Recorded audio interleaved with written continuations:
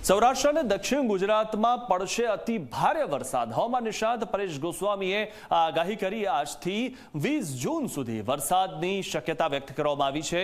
અરબ સાગરમાં cyclonic circulation સક્રિય થયું છે, ત્યારે સાયક્લોનિક સર્ક્યુલેશનના લીધે પડી શકે છે ભારે વરસાદ। તો જે આગાહી કરવામાં આવી છે, હવામાન નિષ્ણાત પરેશ ગોસ્વામીએ આગાહી કરી છે અને રાજ્યના મોટાભાગના વિસ્તારમાં ભારે વરસાદ પડી શકવાની આગાહી છે। સૌરાષ્ટ્ર અને દક્ષિણ ગુજરાતમાં પડશે અતિ ભારે વરસાદ અને આ પ્રકારની જે આગાહી હવામાન નિષ્ણાત પરેશ ગોસ્વામીએ કરી।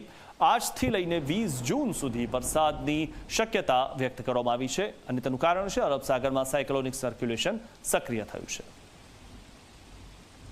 છેલ્લા 3-4 દિવસથી અરબ સાગરમાં કરંટ આવ્યો છે। અરબ સાગરમાં એક વરસાદી સિસ્ટમ બની છે અને એ સિસ્ટમને કારણે હવે ફરીથી ચોમાસું સક્રિય પણ થયું છે। એટલે હવે આવનારા દિવસમાં ગુજરાતની અંદર ચોમાસાનો પ્રવેશ થાય તેવી શક્યતાઓ પ્રબળ બની છે। આજે 16 જૂન છે। સામાન્ય રીતે 15 જૂને ગુજરાતમાં ચોમાસું આવી જતું હોય, ગઈકાલે 15 જૂન સુધીમાં ચોમાસું છે તે ગુજરાતમાં પ્રવેશ નથી કર્યું, પણ હવે લગભગ 2 થી 3 દિવસની અંદર ગુજરાતની અંદર વિધિવત રીતે નૈઋત્યના ચોમાસાની શરૂઆત થાય તેવી શક્યતાઓ છે ને એમાં પણ આજે 16 જૂન છે, આજે 16 જૂનથી લઈ અને 20 જૂન દરમિયાન રાજ્યના અનેક વિસ્તારોની અંદર સામાન્યથી ભારે અને અમુક જગ્યાએ અતિ ભારે વરસાદોની પણ સંભાવનાઓ છે। કેમ કે અત્યારે અરબ સાગરની અંદર એક વરસાદી સિસ્ટમ સક્રિય છે, જે અત્યારે સાયક્લોનિક સર્ક્યુલેશનના સ્વરૂપમાં છે, પણ હવે આવનારા 24 થી 36 કલાકની અંદર ઇન્ટેન્સિફાય થઈ અને એ લો પ્રેશર અથવા તો વેલ માર્ક લો પ્રેશરમાં ફેરવાય તેવી શક્યતાઓ વધી રહી છે।